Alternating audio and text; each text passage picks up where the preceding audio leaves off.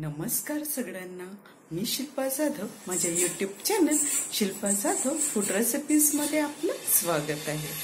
आज मी माझ्या पद्धतीने तुम्हाला डाळ पत्तागोबी कशी करायची ती दाखवणार आहे. तर चला मग बघूया. इथे मी एक पत्तागोबी पूर्ण अशी छान बारीक चिरून स्वच्छ धुवून घेतली आहे. बघा, अशी छान आपल्याला अशी बारीक याचे काप करून घ्यायचे आहे. त्याला स्वच्छ धुवून याचं पाणी पूर्ण काढून घ्यायचं. आता आपण याची फोडणी करून घेऊया. इथे एका पॅन मध्ये मी तेल तापवून घेतलं आहे.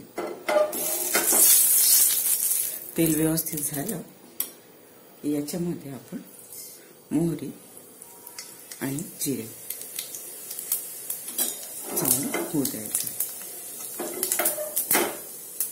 ते झालं की याच्यात आता हिरव्या मिरच्या टाकायच्या.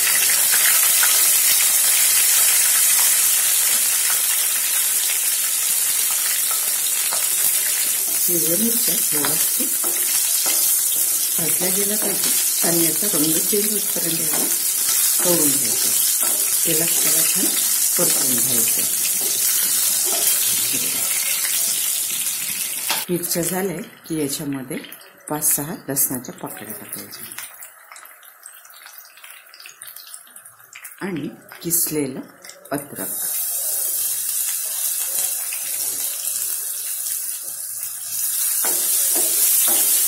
याला परतून घेऊया.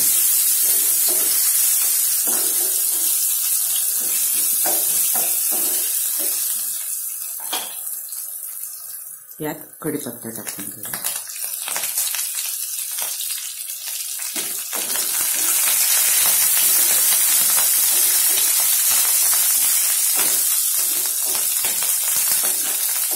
यात आपण हा उभा चिरलेला बारीक कांदा टाकून घेऊया.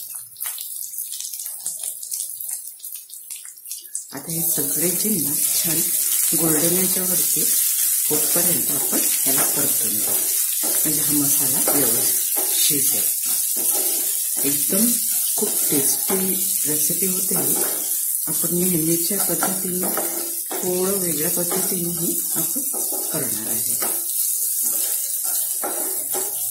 इथे आता आपले सगळे जिन्नस व्यवस्थित परतले गेले आहेत. तेवढं छान ब्राऊन झाले आहे. आता याच्यामध्ये आपण मसाले टाकून घेऊया. हळद,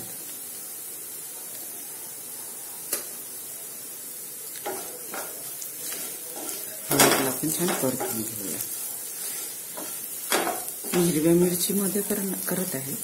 जर तुम्हाला आणखी तिखट किंवा झणझणीत पाहिजे असेल तर तुम्ही हिरवी मिरचीचा वापर थोडा जास्त करू शकता किंवा लाल तिखटही वापरू शकता. पण मी ही भाजी हिरव्या मिरचीतच करणार आहे. आता याच्यामध्ये आपण बारीक चिरलेला टमाटर टाकून घेऊ.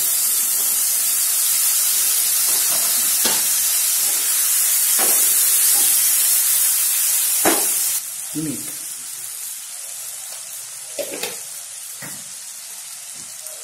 आता हे सगळे जिन्नस छान आपण शिजवून घेऊया.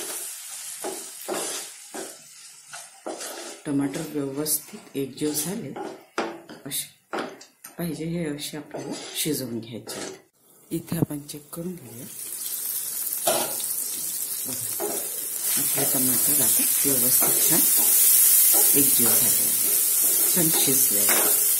मध्ये मी ही चण्याची डाळ आहे, मी रात्रभर भिजू टाकली होती, ती आपण याच्यात टाकून घेऊया.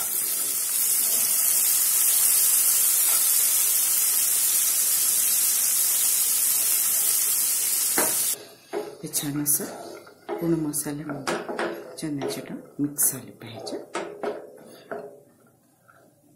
आता याच्यावर आपण थोडं झाकण लावून याला एकजीव शिजू देऊया.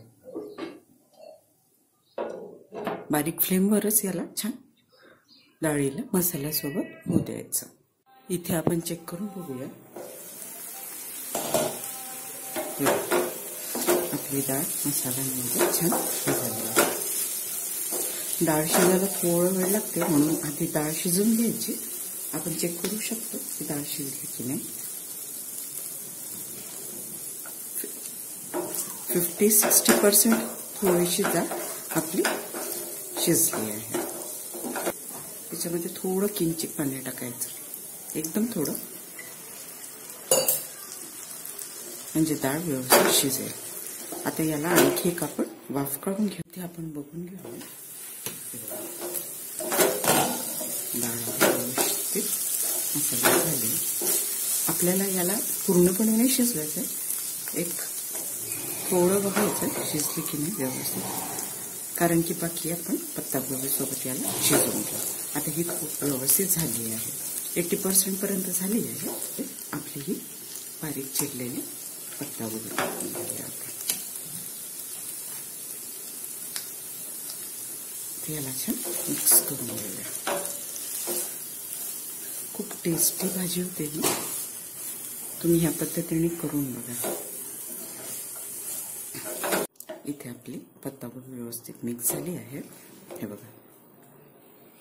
आता आपण याला वाफेवर शिजून घेऊ, झाकण लावून. याला आता कमी फ्लेम वरती शिजू द्यायचं. चेक करून पाहूया. हे बघा, आपली कशी छान मस्त चणा डाळ सोबतची आपली पत्तागोबी मस्त छान शिजली आहे. एकदम कमी वेळात आणि मस्त एकदम भन्नाट लागते ही भाजी. पराठ्यासोबत, तुम्ही भाकरीसोबत एकदम छान एन्जॉय करू शकता. मी तुम्हाला डाळ दाखवते शिजली की नाही. हे बघा, छान व्यवस्थित शिजली आहे.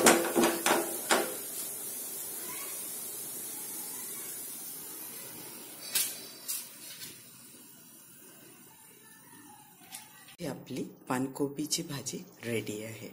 तुम्ही माझ्या पद्धतीने नक्की करून बघा. रेसिपी आवडल्यास लाईक, शेअर, कमेंट आणि सबस्क्राईब करा. आणखी तुम्हाला कोणती रेसिपी बघायला आवडेल मला कमेंट करून नक्की सांगा.